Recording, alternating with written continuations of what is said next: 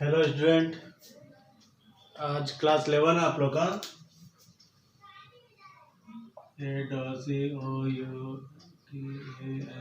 Accountancy class 11 का है। और क्लास 11 में अकाउंटेंसी में आपका चल रहा था introduction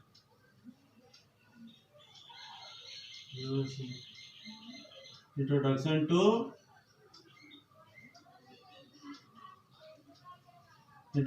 accounting. Introduction to accounting में बहुत सारा टॉपिक है और सारा टॉपिक हो ही चुका है धीरे धीरे लगभग। और आज का हमारा है टॉपिक में advantage.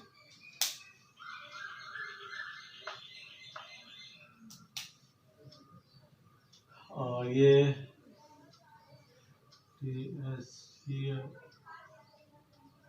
According to T S Grewal के हिसाब से। और ये हमारा क्या था टॉपिक, 4th क्लास है ना, लेक्चर 4 है।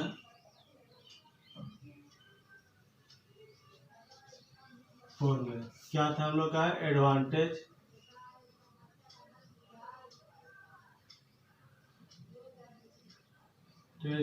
ऑफ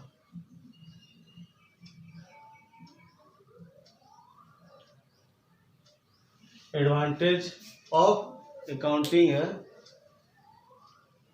एडवांटेज ऑफ अकाउंटिंग में क्या है, एडवांटेज ऑफ अकाउंटिंग में हमारा अकाउंटिंग जब हम लोग बनाते हैं उसमें क्या क्या फायदा होता है, तो ये टॉपिक हम लोग को जानना है। क्योंकि फर्स्ट में हमने क्या सीखा था, मीनिंग एंड डेफिनेशन। उसके बाद हम लोग कैरेक्टरिस्टिक्स ऑफ अकाउंटिंग सीखे थे। उसके बाद ऑब्जेक्टिव सीखे थे, ऑब्जेक्टिव ऑफ अकाउंटिंग। उसके बाद हम लोग ये था फंक्शन ऑफ अकाउंटिंग। और आज हमारा एडवांटेज ऑफ अकाउंटिंग होगा, ठीक है। एडवांटेज ऑफ अकाउंटिंग में हमारा क्या क्या है कि अकाउंट जो हम लोग बना के रखते हैं उससे हमारा फायदा क्या क्या होता है, लाभ क्या क्या होता है हमारा। तो लाभ है हमारा फाइनेंशियल इंफॉर्मेशन, हम लोग जानते हैं ना,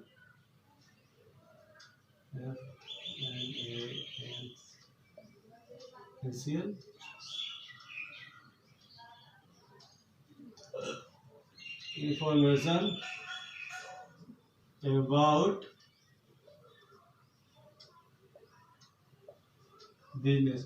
फर्स्ट हमारा क्या होता है, फाइनेंशियल इंफॉर्मेशन अबाउट बिजनेस, मतलब बिजनेस से लेन देन, मतलब बिजनेस से रिलेटेड हमारा कंपनी में प्रॉफिट हुआ है या लॉस हुआ है, ये चीज़ हम लोग हर मंथ नहीं जानते। हम लोग जो अकाउंट बनाते थे ना, आप लोग बताए थे अकाउंट बताए, ट्रेडिंग अकाउंट और पीएल अकाउंट जो बनाते थे उसमें या तो प्रॉफिट होगा या लॉस होगा। तो ये चीज़ हमारा फाइनेंशियल इंफॉर्मेशन बना लेने से क्या होता है कि हमारा साल के लास्ट में ये पता चल जाता है कि कंपनी प्रॉफिट में है या लॉस में है, कंपनी के पास क्या क्या बचा हुआ है। ये चीज़ हमारा क्या होता है, अकॉर्डिंग टू फाइनेंशियल इंफॉर्मेशन के बारे में हम लोग पता चल जाता है। फाइनेंशियल इंफॉर्मेशन अकाउंट का जो हम लोग बना के रखते हैं, सारा अकाउंटिंग बना के रखते हैं, डेटा वाइज बनाते हैं सिस्टमेटिक ढंग से, तो वो हमारा क्या होता है, फाइनेंशियल इंफॉर्मेशन अबाउट बिजनेस से। ये हमारा क्लियर हो जाएगा। नेक्स्ट में हम लोग का है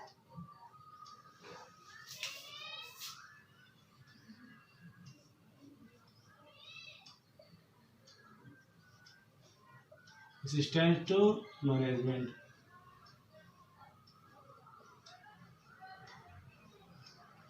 असिस्टेंट टू मैनेजमेंट का मतलब क्या होता है कि जो अकाउंट हम लोग का बना हुआ रहता है, तो अकाउंट जो बनता है साल के लास्ट में, मैनेजमेंट जो उसको पता तो चल जाता है कि कंपनी किस पोजीशन में है, अच्छी पोजीशन में है या अगर कहीं कमी आ रही है तो वो रिकॉर्ड देख पता कर सकता है कि अगर जहां हमारा सेल हो रहा है वहां कितना का सेल हो रहा है, और अगर सेल कम हो रहा है तो क्यों हो रहा है, किस कारण हो रहा है, सब रिकॉर्ड हो सकता है वहां पे जहां सेल कम हो रही है हम लोग वहाँ लेबर ज़्यादा रखे हैं तो सैलरी ज़्यादा देना पड़ रहा है। तो मैनेजमेंट का काम है उसको कंट्रोल में करे, या कहीं बिजनेस में प्रोडक्शन करना है या एडवर्टाइज करना है बिजनेस को लेके, या किसी तरह उसको रिकंस्ट्रक्शन करना है बिजनेस को, तो वो डिपेंड करता है मैनेजमेंट पे कि मैनेजमेंट देखेगी, उसका काम है मैनेजमेंट का, वो देखेगी कि कंपनी प्रॉफिट में जा रहा है या लॉस में।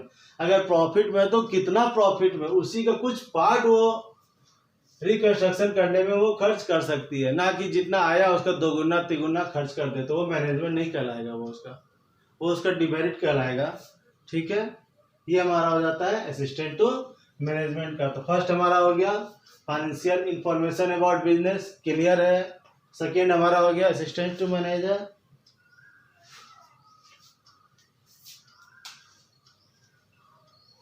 थर्ड हमारा to memory, replaces to memory हमारा थर्ड हो गया। रिप्लेस टू मेमोरी का मतलब क्या होता है कि अगर हम रिकॉर्ड करके रखते हैं, अगर हम किसी कस्टमर को उधार दिए हैं, अगर हम किसी कस्टमर को उधार दिए हैं, और स्वाभाविक है कि बिजनेस में एक कस्टमर तो रहता नहीं है, बहुत सारे कस्टमर रहेंगे, तो क्या सबके वो अपने दिमाग में याद करके नहीं रख सकता। वो क्या करता है कि रिकॉर्ड रखता है। वो हर सप्ताह पलट के देखेगा रिकॉर्ड को कि हम किसको उधार दिए हैं, किससे कितना मिला है, किससे नहीं मिला है, या कोई दे रहा है टाइम पे नहीं दे रहा है कि नहीं दे रहा है, कब वो सामान ले गया था, डिपेंड ये करता है। तो रिप्लेसेस टू मेमोरी, उसको मेमोरी को रिप्लेस करता है, मतलब याद दिलाता है कि आप किसको उधार दिए थे। अगर आप भी किसी से उधार खरीदे थे तो उसको टाइम दिए थे कि आप लिख के आपको उसको पेमेंट करना है, ठीक है। ये हमारा हो गया replaces to memory.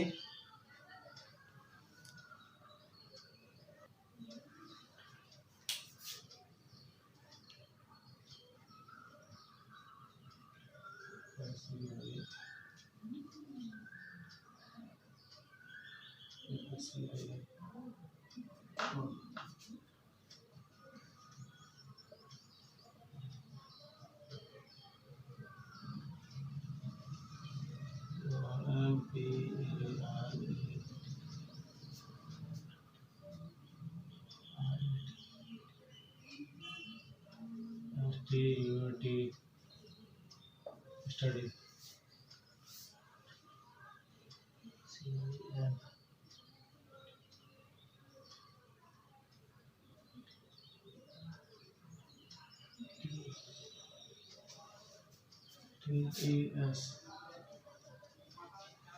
Facilitates competitive study. देखिए फैसिलिटी क्या होता है, हमारा क्या फ़ायदा है अकाउंट बना के रखने से।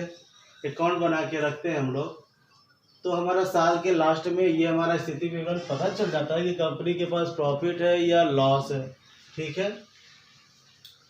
कंपनी के पास प्रॉफिट है या लॉस है, और कंपनी का अगर प्रॉफिट हो रही है तो पिछले साल की अपेक्षा कंपेयर करता है इस साल कि पिछले साल से हमारा, जैसे एनालिसिस आपको बताया गया था ना डेफिनेशन में, एनालिसिस करता है तो क्या है, तो पिछले साल की अपेक्षा इस साल जो है हमारा बिजनेस अच्छा चला या खराब चला। जैसे 2018 से 2019 और 2020 में हमारा प्रॉफिट था पिछले साल 75,000 का, इस बार है 1,10,000।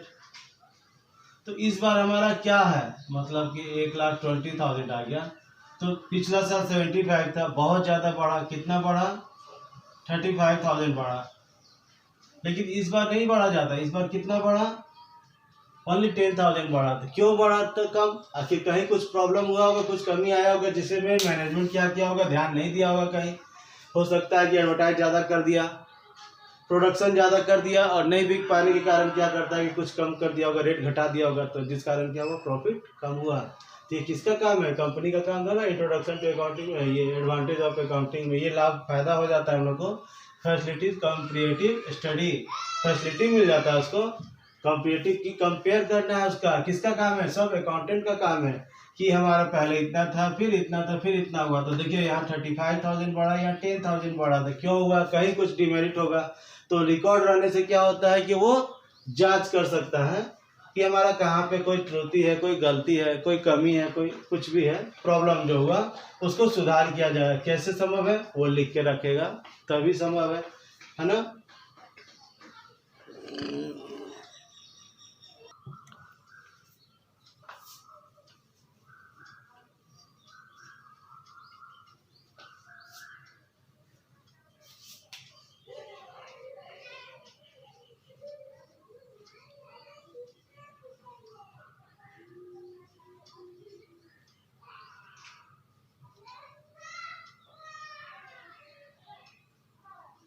सेटलमेंट ऑफ टैक्स,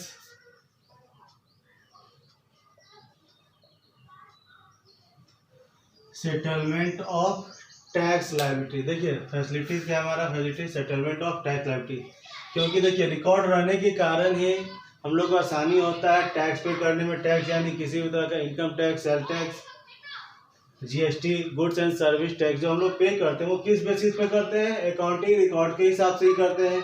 और ये हमारा एविडेंस हो जाता है, ये एक हमारा प्रूफ हो जाता है कि अगर हम गवर्नमेंट को जो टैक्स पे करते हैं, अगर वो किसी तरह हमारे कंपनी में क्लेम करते हैं कि आपका ये रॉन्ग है जो आप टैक्स भरे हैं, वो किसी तरह से गलती अगर पाया जाता है तो वो क्या करते हैं हम लोग, परचेज बुक, सेल्स बुक, जो भी हमारा अकाउंट है, जो रिकॉर्ड है, वो हम लोग सारा वहाँ पे दिखाने के लिए, पेश करने के लिए रखते हैं। तो वो भी हमारा एक फ़ायदा होता है अकाउंटिंग में हमारा, टैक्स पे करते समय हम लोग को, या लाइबिलिटीज पे करते समय। ठीक है, फैसिलिटेट सेटलमेंट ऑफ टैक्स और लाइबिलिटीज, वही लाइबिलिटीज हम लोग जो गवर्नमेंट को पे करते हैं, ये हमारा हो जाता है उसी तरह फैसिलिटी सेटलमेंट। तो वही क्लियर है।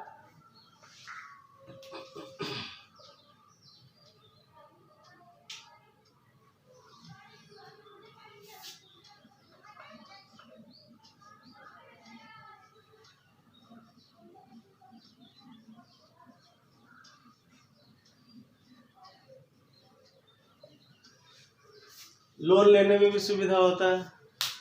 अगर हम लोन लेंगे तो लोन कैसे देंगे? बैंक में हम लोन लेने जाएंगे तो बैंक वाला तो ऐसे तो देगा नहीं लोन, तो वो क्या देगा? हम लोग जो अकाउंट बना के रखे हैं, जो हम लोग बैलेंस शीट बना के रखते हैं कि हमारा कंपनी में इतना का टर्नओवर है, हमारा कंपनी इतना का प्रॉफिट कमाता है, टर्नओवर यानी कि सेल्स, कि साल में इतना का टर्नओवर यानी कि इतना ज़्यादा सेल दिखाएंगे हम लोग, जो रहेगा रिकॉर्ड रहेगा वो, उसमें हमारा प्रॉफिट कितना होता है। हम जो बैलेंस शीट शो करेंगे बैंक में लोन लेते समय, तो बैंक बैलेंस शीट में हमारा एसेट्स कितना का दिखाएंगे कि लाइबिलिटीज हमारा कम है, लाइबिलिटीज हमारा कम है, और एसेट्स में हमारे पास फिक्स्ड एसेट्स है, करेंट एसेट्स है। फिक्स्ड एसेट्स में land, building, plant, stock, debtor, plant and machinery, building हो जाएगा, फर्नीचर हो जाएगा, फर्नीचर फिक्सचर हो जाएगा, और मशीनरी होता है, और भी बहुत चीज़ होता है। फिर हमारा करेंट एसेट्स में कैश हो जाएगा, डेटर्स हो जाता है, स्टॉक हो जाता है। एक इंटेंजिबल चैप्टर, इंटेंजिबल तो आपको अभी नहीं बताया ना, एक गुडविल होता है जो value of reputation of business, goodwill आपको 12 में पढ़ना पड़ेगा। ठीक है ना, तो वो गुडविल जो विश्वास पे हम लोग लेते हैं, जैसे किसी का विश्वास किसी कोई थिंग्स है, और जैसे ये बुक है जो बहुत फेमस है, बुक जो है बहुत ही फेमस है, और सभी स्कूल में कहा गया कि नहीं यही वाला बुक से पढ़ाई होगा, तो वो बुक मार्केट में अगर 400 रुपया का है तो लोग 400 में खरीदेंगे। और वही बुक अगर दूसरा राइटर का है जिस ये भी बुक है, इसका दाम है 300 रुपया, और अगर ये 250 में भी दे रहा है तो लोग इसको नहीं खरीदेंगे, बल्कि इसको खरीदेंगे। क्यों? क्योंकि इसका रेपुटेशन बढ़ गया। तो ये हो गया हमारा गुडविल का। तो ये गुडविल दिखता नहीं है, ये इनटेंजिबल होता है हमारा। ये भी हमारा एसेट्स है, तो गुडविल बनता है हमारा। बिजनेस जैसे जैसे पुराना होते जाएगा वैसे वैसे गुडविल हमारा बनते जाता है, तो वो भी हमारा एसेट्स बना हुआ है। तो ये फैसिलिटीज होती है हमारी लोन को लेने के लिए। अगर हम लोन लेने जाएंगे तो बैंक में हम लोग अपना सारा चीज़, बैलेंस शीट, जो पोजीशन है, इनकम स्टेटमेंट है, वो हम लोग पेश करेंगे, दिखाएंगे। तब हो सकता है बैंक मैनेजर जो है कन्वर्ट हो जाए और हमारे को लोन लेने के लिए एग्री हो जाएगा। नेक्स्ट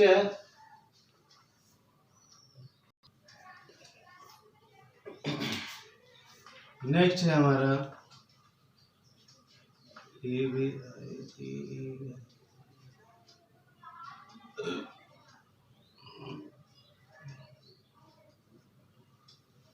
एविडेंस इन कोर्ट, यानी कि कुछ भी अगर कंपनी में होता है कि हाँ कंपनी फ्रॉड कर रही है, किसी तरह का कोई मानहानि का दावा करता है, या कंपनी या गवर्नमेंट में जो हम लोग बताए ना यहाँ पे, जैसे टैक्स जो पे करते हैं, तो अगर कंपनी या गवर्नमेंट कहती है कि नहीं आपने कोई चीटिंग किया, कम दिया है या कम कर दिया है, या कुछ गड़बड़ है, कुछ घोटाला है, तो उसके लिए क्या करते हैं हम लोग, जो प्रूफ रखते हैं, जो रिकॉर्ड रखते हैं, डेट वाइज, डेट है पार्टिकुलर अमाउंट का, तो हम लोग जो रिकॉर्ड रखते हैं वो हमारा क्या हो जाता है, एविडेंस हो जाता है। ये एविडेंस हो गया हमारा। वो रिकॉर्ड को हम क्या करेंगे, कोर्ट में सौंपेंगे, कोर्ट में दिखा सकते हैं हम लोग, पेश कर सकते हैं।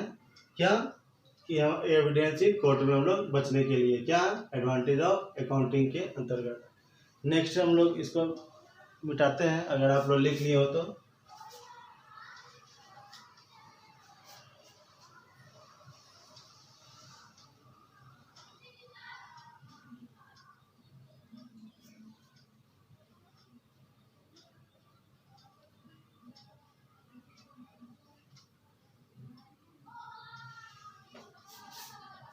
मिटाते हैं।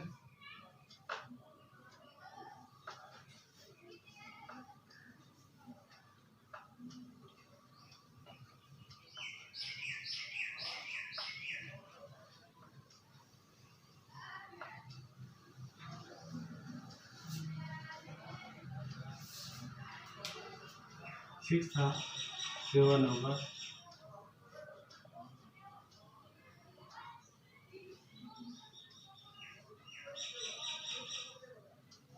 Sales of business, facilitated sales of business. Advantage of accounting में ये भी एक फ़ायदा कि अगर हम अपने कंपनी को बेचना चाहते हैं 2 साल 3 साल 5 साल, कभी भी किसी कारण का कोई प्रॉब्लम आ जाए कि हम बिजनेस नहीं चला पा रहे, कुछ प्रॉब्लम आ गया किसी कारणवश, और कंपनी क्या कर रही है, पार्टनर जो सोल प्रोप्राइटर जो ट्रेडर है जो ऑनर है वो क्या कर रही है, कंपनी को बेचना चाह रही है, तो बेचने में भी उसको सुविधा हो सकता है अगर ये सिस्टमेटिक रिकॉर्ड रखी है अपने ढंग से कि हाँ हर चीज़ को जो खरीदी है उसका कॉस्ट प्राइस क्या और क्या रख रही है। ऐसा तो नहीं है कि 8 लाख का सामान है वो 10 लाख बोल सकती है, 15 लाख बोल सकती है। उसके पास जो भी चीज़ है वो उसका बैलेंस शीट में रहेगा। बैलेंस शीट में उसके पास क्या एसेट्स है, कितना का खरीदा गया था, डेप्रिसिएशन यानी उसमें जो कमी आया होगा, तो वो घटाने के बाद जो भी उसके पास एसेट्स है, फिक्स्ड एसेट्स है, करंट एसेट्स है, उसका कैपिटल है और मार्केट से उसके द्वारा जो लिया गया कर्ज है, लोन है, वो लायबिलिटी साइड और एसेट साइड, अगर वो चीज़ रिकॉर्ड रहता है सिस्टमेटिक ढंग से तो इसको बेचने में भी कोई दिक्कत नहीं होती है। तो फैसिलिटी सेल्स ऑफ बिजनेस ये भी एक है। 8 नंबर में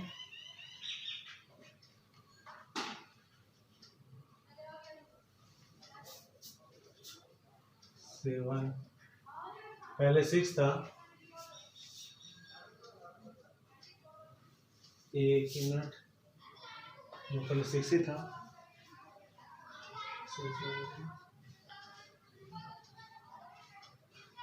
7 वो था, ये 8 हो जाएगा, 8 हो जाएगा, ये 8, ये 9 है,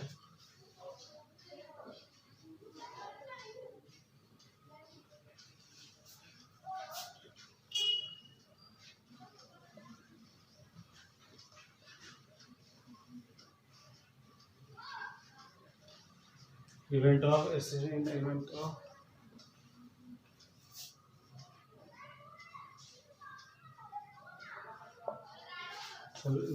of solvency, assistance in the event of insolvency. Insolvency जो होता है ये एक बहुत बड़ा चैप्टर है, लेकिन अभी आप लोग को लेवल में नहीं पढ़ना है, लेवल में नहीं है। इंसॉल्वेंसी क्या होता है कि दिवालिया होता है। दिवालिया यानी कि बैंकरुप्ट, बैंकरुप्ट इसका दूसरा इंग्लिश वर्ड है बैंकरुप्ट, और हिंदी मीनिंग हो जाता है दिवालिया। दिवालिया यानी कि वो चीज़ होता है जो कभी बैंक से लोन लिया बिजनेस को करने के लिए और वो सक्षम नहीं है, उसका बिजनेस क्या हो गया, डूब गया, नहीं चला पाया, फेल हो गया, फेलियर हो गया वो, तो क्या हो गया उस कंडीशन में उसका वो इंसॉल्वेंट हो जाता है कोर्ट के द्वारा कि वो अपना सरेंडर बोल देता है कि हम लायबिलिटीज को नहीं पे कर पाएंगे। उस कंडीशन में कंपनी क्या, बैंक वाले क्या करते हैं, जिससे वो लोन लिया है तो जो कोर्ट में सरेंडर हो जाती है, तो कोर्ट जो सरेंडर हो जाएगा कोर्ट में जाकर, तो कोर्ट क्या करेगी, इसकी सारी संपत्ति को जब्त कर लेगी, और जब्त करने के बाद वो अपना एसेट, इसके सारे एसेट को भी बेच देगी। एसेट को बेचने के बाद अगर गवर्नमेंट का कोई पैसा ड्यूज है तो वो पहले गवर्नमेंट का, जैसे हो गया गवर्नमेंट का सेल टैक्स, इनकम टैक्स, वो पे करने के बाद बाहरी आदमी का जो लायबिलिटीज है वो पे करेगी। और वो भी कोई जरूरी नहीं है कि पूरा लायबिलिटीज पे करे ही, उसके पास बचेगा। जैसे कि कंपनी इंसॉल्वेंट क्यों हो रही है, क्योंकि उसके पास लायबिलिटीज ज़्यादा है, लायबिलिटीज और एसेट्स। क्योंकि अगर एसेट्स मान लीजिए कि 8 लाख है और लायबिलिटीज 5 लाख है, तो कंपनी इंसॉल्वेंट क्यों होगी, आराम से वो पे कर सकती है, उसके पास 8 लाख का संपत्ति है, 5 लाख आराम से चुका सकती है। लेकिन इंसॉल्वेंट होने का क्या कंडीशन है कि अगर मान लीजिए कि लायबिलिटीज है इसका 15 लाख और एसेट्स है 8 लाख, उस कंडीशन में अपना सारा संपत्ति बेच भी देगी तभी लायबिलिटीज को ये पे नहीं कर पाएगी कंपनी। उस कंडीशन में क्या होता है, ये इंसॉल्वेंट हो जाता है, लागू हो जाता है, इंसॉल्वेंट लागू हो जाता है इस पर कोर्ट से। तो कोर्ट इसकी सारी संपत्ति को बेचेगी और सबसे पहले 15 लाख में जो गवर्नमेंट का पैसा बाकी है वो देगी, उसके बाद जो बचा हुआ शेष अमाउंट है वो उसको देगी। पूरा भी नहीं दे पाएगा, जितना से बचेगा पैसा इसके पास जो बचेगा वो बैलेंसिंग अमाउंट ही उसको दिया जाएगा।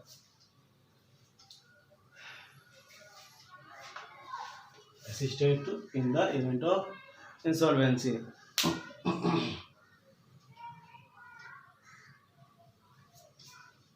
नेक्स्ट है हेल्पफुल इन पार्टनरशिप अकाउंट।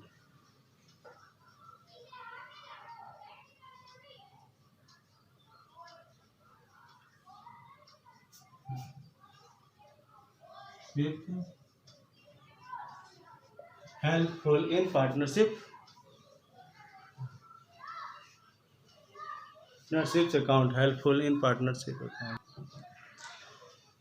ये भी हमारे लिए बहुत जरूरी है। हेल्पफुल होता है इन पार्टनरशिप अकाउंट कब, जब पार्टनरशिप, जब एक आदमी बिजनेस कर रहा है, ठीक है, जब एक आदमी बिजनेस कर रहा है और वो चाह रहा है और वो देख रहा है कि वो अकेले नहीं कर पा रहा बिजनेस को, और बिजनेस को वो बढ़ाना भी चाह रहा है और उसके पास टाइम नहीं मिल पा रहा है, तो ये लागू होता है। और हाँ, इसमें क्या होता है, रिकॉर्ड रखने से, जैसे कि फिर क्लियर बता रहे हैं, हेल्पफुल इन पार्टनरशिप बिजनेस में क्या हेल्प होता है कि अगर कोई नया पार्टनर बनना चाह रहा है, जैसे कि पार्टनरशिप में एडमिशन है, क्या एडमिशन है, फिर RETIRE रिटायरमेंट है, डेथ है, और ये चैप्टर 12 में आपको पढ़ना है, ये 11 का नहीं है। तो जैसे कि हम बिजनेस चला रहे हैं कोई भी, और उसमें एक नया पार्टनर बनना चाह रहा है, तो वो देखेगा ना कि हमारे पास एसेट्स कितना है, हमारे पास लायबिलिटीज कितना है। अगर एसेट्स है ठीक है, और लायबिलिटीज और क्या होता है, कैपिटल होता है। तो assets equal to capital plus liabilities होता है कि हमारे पास जैसे कि 8 लाख का एसेट्स है और 3 लाख का लायबिलिटीज है और 5 लाख का कैपिटल है, ठीक है। कैपिटल जो खुद के द्वारा लग गया है, ये मार्केट से जो कर्ज लिया है, दोनों मिला के उसका एसेट्स के बराबर होना चाहिए। अब हमारे पास बिजनेस कैपिटल कितना का हो रहा है, हमारा 5 लाख का है, और अगर उससे पार्टनर्स जो आएगा उसको हम खाली हाथ तो नहीं आएगा, वो हम उससे पैसा लेंगे फ्री में, तो हम पार्टनर बनाएंगे नहीं। तो अगर मेरा 5 लाख का है और उसको हम कह देंगे कि आप 10 लाख लेके आइए, तो वो नहीं लेके आएगा। वो कितना लेके आएगा, 5 लाख है तो थोड़ा सा ज़्यादा ला सकता है, या 5 लाख है तो 1 लाख भी नहीं लाएगा। वो हिसाब बैठेगा उसका कंपनी में कि 4 लाख, 5 लाख, 6 लाख, जितना भी ला सकता है वो, 4 से 5 है, एक एवरेज के हिसाब से वो कंपनी में आपस में बैठ के लोग सहमति के कर सकता है। ऐसा भी नहीं कि 50,000 भी सहमति से करेगा, 50,000 के लिए पार्टनर ही बनाएगा। 8 लाख का इसका बिजनेस है तो उसमें इसका काम आ जाता है एडवांटेज में कि अगर लिखित है, इसका लिख के रखा है, और अगर ये रिकॉर्ड नहीं रखेगा और कह देगा कि नहीं मेरा 20 लाख का संपत्ति है, आपको पार्टनर बनना है, तो आप भी 20 लाख का 50% पार्टनर बन जाइए, 50-50 का तो 10 लाख लाना पड़ेगा। तो ऐसे बरवाली कहने से नहीं चलेगा, उसको क्या चाहिए, कोई भी चीज़ के लिए रिकॉर्ड होना चाहिए। तो रिकॉर्ड हमारा सबसे महत्वपूर्ण काम है, रिकॉर्ड करके रखना। तो इसमें हमारा ये काम आ जाता है हेल्पफुल इन पार्टनरशिप अकाउंट में। ये टॉपिक है, इसका डेफिनेशन आप लोग बुक से भी लिख सकते हैं, जो हम समझा दिए हैं हर किसी का। तो रिकॉर्ड होना जरूरी है।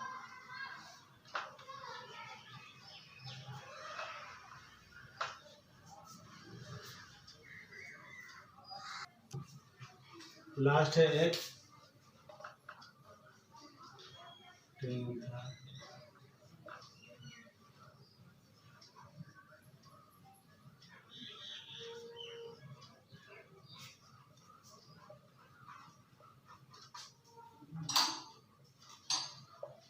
Helpful in decision making. अगर अकाउंट अच्छा है, हमारा रिकॉर्ड किया हुआ है, सब चीज़ विधिवत ढंग से चल रहा है, और कंपनी क्या देख रही है मैनेजमेंट कि कंपनी का प्रॉफिट भी जा रहा है, तो कंपनी क्या कर सकती है, कुछ भी नया डिसीजन ले सकती है कि हाँ हमारा जो इतना एरिया तक है, हमारा जो 500 या 3 किलोमीटर तक एरिया, वो 4 और दूसरे बाजार में फैला सकती है, बिजनेस को डिसाइड कर सकती है। लोग आपस में डिसाइड करेगा डिसीजन, कैसे, रिकॉर्ड देख के ही लोग डिसीजन ले सकता है। अगर कंपनी अच्छा चल रही है तब, अगर लॉस चल रही है तो उसको कंट्रोल करना होगा, उतना ही में खर्च को बढ़ाने की जरूरत नहीं है। लेकिन अगर कंपनी फायदे में चल रही है तो वो धीरे धीरे क्या करेगा, अपना स्तर को बढ़ाएगा। ठीक है, ओके, आज के लिए हमारा इतना ही, और नेक्स्ट क्लास में फिर हम आएंगे अकाउंटिंग रोल ऑफ अकाउंटिंग का टॉपिक रहेगा। अगर पहले का चैप्टर है क्लियर है तो आप ठीक है, नहीं तो आप सब्सक्राइब करके देख सकते हैं। ओके।